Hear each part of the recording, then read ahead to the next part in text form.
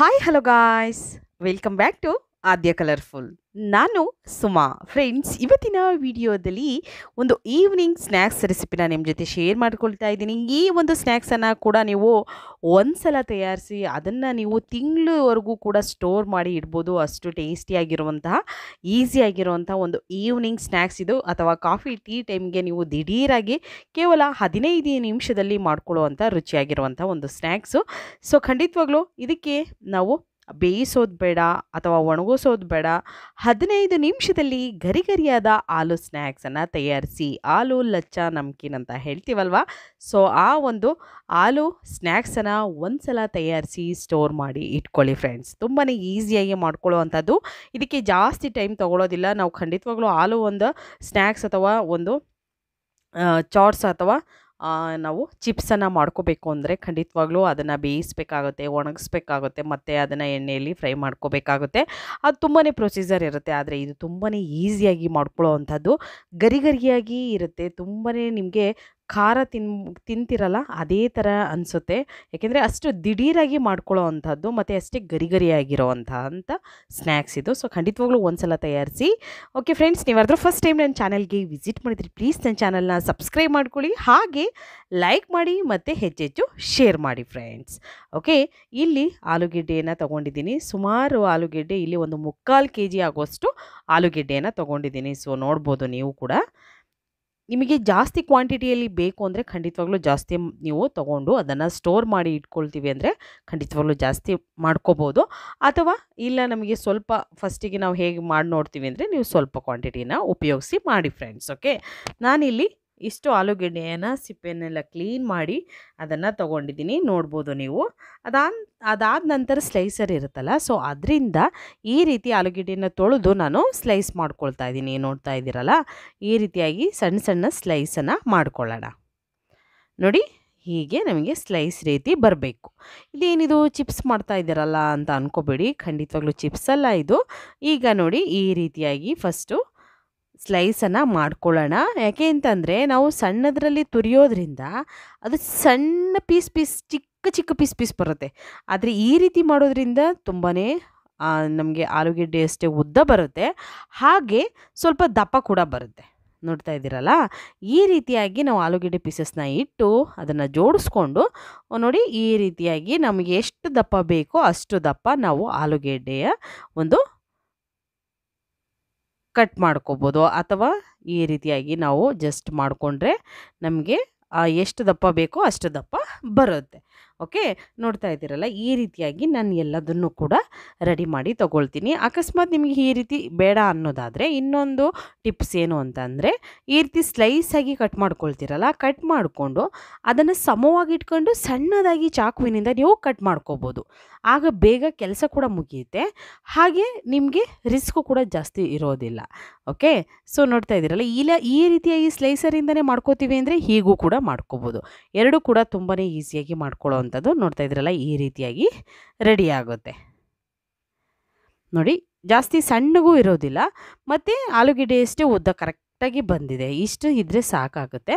ಇಲ್ಲ ನಮಗೆ ಬೇಡ ಅನ್ನೋದಾದರೆ ನೀವು ಸ್ವಲ್ಪ ದಪ್ಪ ಬೇಕು ಅಂದರೆ ಇನ್ನೂ ಸ್ವಲ್ಪ ದಪ್ಪ ಚಾಕುವಿನಲ್ಲಿ ಕಟ್ ಮಾಡ್ಕೊಂಬಿಡಿ. ಈಗ ಆಗಿರೋ ಅಂಥದ್ದನ್ನು ಒಂದು ಬೌಲಿಗೆ ಹಾಕ್ಕೊಳ್ಳೋಣ. ಇದೇ ರೀತಿ ಎಲ್ಲದನ್ನು ಕೂಡ ಆಲೂಗೆಡ್ಡೆಯನ್ನು ನಾನು ರೆಡಿ ಮಾಡಿಕೊಂಡು ಹಾಕ್ಕೊಳ್ತೀನಿ.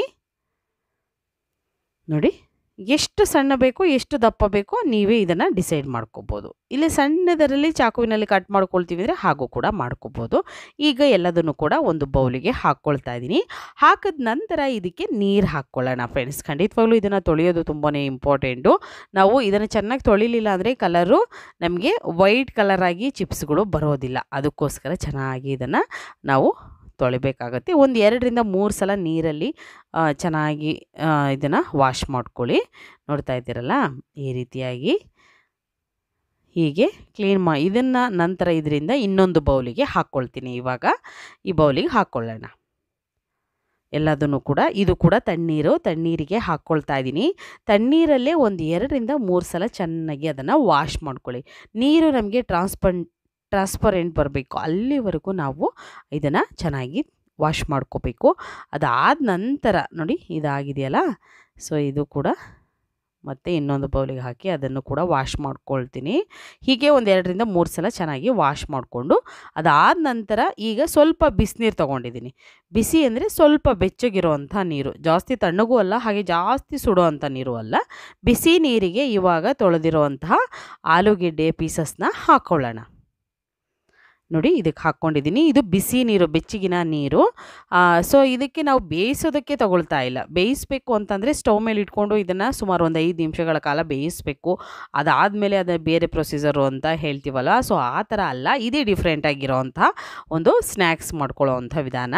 ಈಗ ನೋಡಿ ನಾವು ಬೇಯಿಸ್ದಲೇ ಬಿಸಿ ನೀರಿಗೆ ಹಾಕ್ಕೊಂಡಿದ್ದೀವಿ. ಆ ಬಿಸಿ ನೀರಿಗೆ ಇವಾಗ ಸ್ವಲ್ಪ ಉಪ್ಪನ್ನು ಸೇರಿಸ್ಕೊಳ್ತಾ ಇದ್ದೀವಿ. ಬಿಸಿನೀರಿಗೆ ನಾವು ಉಪ್ಪನ್ನು ಸೇರಿಸ್ಕೊಂಡು ಆಲೂಗೆಡ್ಡೆಯನ್ನು ಸೇರಿಸಿ ಎರಡನ್ನೂ ಕೂಡ ಚೆನ್ನಾಗಿ ಈಗ ಕೈಯಲ್ಲೇ ನಾನು ಒಂದು ಸಲ ಮಿಕ್ಸ್ ಮಾಡ್ಕೊಳ್ತಾ ಇದ್ದೀನಿ. ಇದು ಎಷ್ಟು ಬಿಸಿ ಇದೆ ಅಂತ ನೋಡ್ತಾ ಇರ್ಬೋದು ನೀವೇ.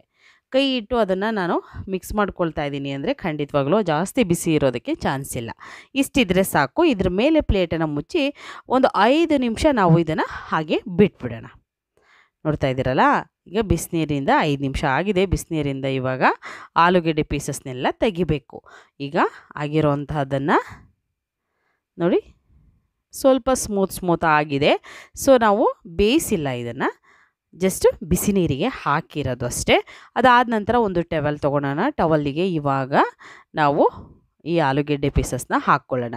ಇದು ಒಣಗೋದಕ್ಕೆ ನಾನು ಇದನ್ನು ಹಾಕ್ತಾ ಇಲ್ಲ, ಜಸ್ಟ್ ನೀರಿನಂಶ ಅದು ಹೀರ್ಕೊಳ್ಳಿ ಅನ್ನೋದಕ್ಕೋಸ್ಕರ. ಟವಲ್ಲು ಅದರಲ್ಲಿರೋವಂಥ ನೀರಿನಂಶ ಹೋಗಲಿ ಅಂತ. ಅದಾದ ನಂತರ 5 ನಿಮಿಷ ಬಿಟ್ಟು ನೋಡ್ಬೋದು ನೀವು, ನೀರೆಲ್ಲ ಟವಲ್ ಹೀರಿಕೊಂಡಿದೆ, ಪೂರ್ತಿ ಡ್ರೈ ಆಗಿದೆ. ಇಷ್ಟೇ. ಇದನ್ನು ಜಾಸ್ತಿ ಬಿಸಿಲಲ್ಲಿ ಒಣಗಿಸ್ಬೇಕು ಅಥವಾ ಫ್ಯಾನ್ ಗಾಳಿಲಿ ಒಣಗಿಸ್ಬೇಕು ಆ ಥರದ್ದೇನೂ ಇಲ್ಲ. ನೀರು ಸ್ವಲ್ಪ ಅದು ಹಿಂಡ್ಕೊಂಡ್ರೆ ಸಾಕಾಗುತ್ತೆ. ಎಣ್ಣೆ ಕಾಯೋದಕ್ಕೆ ಇಟ್ಟಿದ್ದೆ. ಸೊ ಇವಾಗ ಒಂದು ಪೀಸನ್ನು ಹಾಕ್ತಿದ್ದೀನಿ. ನೋಡ್ಬೋದು ನೀವು ಎಷ್ಟು ಚೆನ್ನಾಗಿ ಬರ್ತಾ ಇದೆ ಅಂತ. ಈಗ ಎಲ್ಲದನ್ನು ಕೂಡ ಹಾಕ್ಕೊಳ್ಳೋಣ. ಹೀಗೆ ಹಾಕಿ ಇದನ್ನು ಫ್ರೈ ಮಾಡ್ಕೊಳ್ಬೇಕಾಗುತ್ತೆ. ನಮಗೆ ಕಲರ್ ಇದು ಸ್ವಲ್ಪ ಚೇಂಜ್ ಆಗ್ಬೋದು ಅಷ್ಟೇ, ಬಿಟ್ಟರೆ ಪೂರ್ತಿಯಾಗಿ ಕಲರು ಚೇಂಜ್ ಆಗೋ ಥರ ಇರಲ್ಲ. ಪೂರ್ತಿ ಕಲರ್ ಚೇಂಜ್ ಆಗಬೇಕಂದ್ರೆ ಸೀದೋಗ್ಬಿಡುತ್ತೆ ಅವಾಗಷ್ಟೇ. ಸ್ವಲ್ಪ ಕಲರ್ ಚೇಂಜ್ ಆಗ್ತಿದೆ ಅಂದಾಗಲೇ ನೀವು ಇದನ್ನು ತೆಗೆದಿಟ್ಕೊಳ್ಬೇಕು. ಆವಾಗಲೇ ಗರಿ ಗರಿಯಾಗಿ ಸೂಪರಾಗಿ ಬಂದಿರುತ್ತೆ ಈ ಒಂದು ಸ್ನ್ಯಾಕ್ಸು. ತುಂಬಾ ಈಸಿಯಾಗಿ ಮಾಡ್ಕೊಳ್ಳೋ ಅಂಥದ್ದು. ನೋಡಿ ಈಗ ಟರ್ನ್ ಮಾಡಿ 2 ಸೈಡ್ ಕೂಡ ನಾನು ಇದನ್ನು ಫ್ರೈ ಮಾಡ್ಕೊಳ್ತಾ ಇದ್ದೀನಿ. ಅದಾದ ನಂತರ ಇವಾಗ ಸ್ವಲ್ಪ ಕಲರ್ ಅಲ್ಲಲ್ಲಿ ಚೇಂಜ್ ಆಗ್ತಾ ಇದೆ. ನೋಡ್ಬೋದು ನೀವು. ಚೇಂಜ್ ಆಗ್ತಿರೋವಂಥ ಸಮಯದಲ್ಲಿ ಇವಾಗ ಒಂದು ಟಿಶ್ಯೂ ಮೇಲೆ ಇದನ್ನು ತೆಗೆದಿಟ್ಕೊಳ್ಳೋಣ. ನೋಡಿದ್ರಲ್ಲ, ಈ ರೀತಿಯಾಗಿರುವಂಥ ರುಚಿಯಾಗಿರುವಂಥ ಈಸಿಯಾಗಿರುವಂಥ ಒಂದು ಸ್ನ್ಯಾಕ್ಸನ್ನು ಖಂಡಿತವಾಗ್ಲೂ ಒಮ್ಮೆ ತಯಾರಿಸಿ ಮತ್ತು ಹೇಗೆ ಬಂತು ಅಂತ ತಪ್ಪದೇ ತಿಳಿಸಿ. ನೋಡಿ ಈಗ ಆಗಿದೆ. ಸೊ ಅದನ್ನು ತೆಗೆದಿಟ್ಟಿದ್ದೀನಿ. ಅದಾದ ನಂತರ ಅರ್ಧ ಕಪ್ ಆಗೋಷ್ಟು ಕಡಲೆ ಬೀಜವನ್ನು ಹಾಕ್ಕೊಳ್ತಾ ಇದ್ದೀನಿ. ಕಡಲೆ ಬೀಜ ಹಾಕಿ ಅದನ್ನು ಫ್ರೈ ಮಾಡ್ಕೊಳ್ಳೋಣ.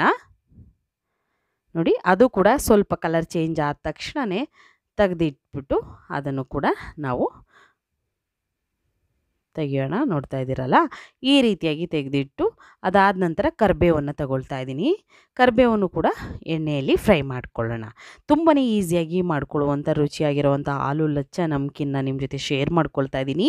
ಇಲ್ಲಿ ಸ್ವೀಟು ಮತ್ತು ಖಾರ ಎರಡು ಕೂಡ ಮಾಡ್ಕೋಬೋದು. ನಾನು ಖಾರ ಒಂದನ್ನು ತೋರಿಸ್ತಾ ಇದ್ದೀನಿ. ಸ್ವೀಟ್ ಬೇಕು ಅಂದರೆ ದಯವಿಟ್ಟು ಕಾಮೆಂಟ್ ಸೆಕ್ಷನಲ್ಲಿ ತಿಳಿಸಿ, ನಾನು ಕೂಡ ಶೇರ್ ಮಾಡ್ತೀನಿ. ಅದಾದ ನಂತರ ಒಂದು ಬೌಲಿಗೆ ಒಂದು ಅರ್ಧ ಸ್ಪೂನ್ ಆಗೋಷ್ಟು ಕಾಶ್ಮೀರ್ ರೆಡ್ ಚಿಲ್ಲಿ ಪೌಡರ್ ಹಾಕ್ಕೊಳ್ಳೋಣ. ನಂತರ ಒಂದು ಸ್ವಲ್ಪ ಪೆಪ್ಪರ್ ಪೌಡರ್ ಮತ್ತು ಒಂದು ಅರ್ಧ ಸ್ಪೂನು ಜೀರಾ ಪೌಡರ್ನ ಹಾಕ್ಕೊಂಡಿದ್ದೀನಿ. ಜೀರಿಗೆ ಪುಡಿಯನ್ನು ಹಾಕ್ಕೊಂಡಿದ್ದೀನಿ. ಇಷ್ಟನ್ನು ಹಾಕಿದ ನಂತರ ಉಪ್ಪು ಬೇಕು ಅಂದರೆ ನೋಡಿಕೊಂಡು ಉಪ್ಪನ್ನು ಸೇರಿಸ್ಕೊಳ್ಳಿ. ನಾವು ಫಸ್ಟೇ ಉಪ್ಪನ್ನು ಹಾಕಿರೋದ್ರಿಂದ ಉಪ್ಪೇನು ನಾನು ಸೇರಿಸ್ಕೊಳ್ತಿಲ್ಲ. ಈಗ ಮತ್ತೆ ನಾವು ಫ್ರೈ ಮಾಡಿರೋಂತಹ ಆಲೂ ಪೀಸಸ್ನ ಹಾಕ್ಕೊಳ್ಳೋಣ. ಇಷ್ಟನ್ನು ಹಾಕಿದ ನಂತರ ಈಗ ಇದಕ್ಕೆ ನಾವು ಕಡಲೆ ಬೀಜ ಮತ್ತು ಹಾಗೆ ಕರಿಬೇವು ಎರಡನ್ನೂ ಕೂಡ ಫ್ರೈ ಮಾಡಿದ್ದೀವಲ್ಲ, ಅದನ್ನು ಕೂಡ ಸ್ವಲ್ಪ ಹಾಕ್ಕೊಳ್ತಾ ಇದ್ದೀನಿ. ಎಲ್ಲದನ್ನು ಕೂಡ ಒಂದು ಸಲ ಹಾಕಿ ನಾವು ಅದನ್ನು ಮಿಕ್ಸ್ ಮಾಡ್ಕೋಬೇಕಾಗುತ್ತೆ. ಅದಾದಮೇಲೆ ಈಗ ನೋಡಿ ಈ ರೀತಿಯಾಗಿ ಮಿಕ್ಸ್ ಮಾಡ್ಕೊಳ್ಳೋಣ. ನೀಟಾಗಿ ಇದನ್ನು ಮಿಕ್ಸ್ ಮಾಡ್ಕೊಳ್ತಾ ಇದ್ದೀನಿ. ನೋಡಿ ಕಲರ್ ಕೂಡ ತುಂಬ ಚೆನ್ನಾಗಿ ಬಂದಿದೆ. ನೀವು ಮಕ್ಕಳನ್ನ ಆಚೆಯಿಂದ ತಂದು ಸ್ನ್ಯಾಕ್ಸ್ಗಳನ್ನ ಕೊಡ್ತಾ ಇರ್ತೀರ. ಸೊ ಆ ಒಂದು ಸ್ನ್ಯಾಕ್ಸ್ ಬದಲು ಖಂಡಿತವಾಗ್ಲೂ ಮನೆಯಲ್ಲೇ ಈ ಥರ ಗರಿಗರಿಯಾಗಿರುವಂಥ ರುಚಿಯಾಗಿರುವಂಥ ಸ್ನ್ಯಾಕ್ಸನ್ನು ಮಾಡಿಕೊಟ್ರೆ ಮಕ್ಕಳು ಕೂಡ ಇಷ್ಟಪಡ್ತಾರೆ. ಖಂಡಿತವಾಗ್ಲೂ ಒಂದು ಸಲ ತಯಾರಿಸಿ ಹೇಗೆ ಬಂತು ಅಂತ ತಪ್ಪದೇ ತಿಳಿಸಿ. ಇವತ್ತಿನ ವಿಡಿಯೋ ಸ್ವಲ್ಪನಾದರೂ ಇಷ್ಟ ಆಗಿದ್ದರೆ ಚಾನಲ್ನ ಸಬ್ಸ್ಕ್ರೈಬ್ ಮಾಡ್ಕೊಳ್ಳಿ. ಇವತ್ತಿನ ವಿಡಿಯೋನ ಇಲ್ಲಿಗೆ ಮುಗಿಸ್ತಾ ಇದ್ದೀನಿ. ಬಾಯ್.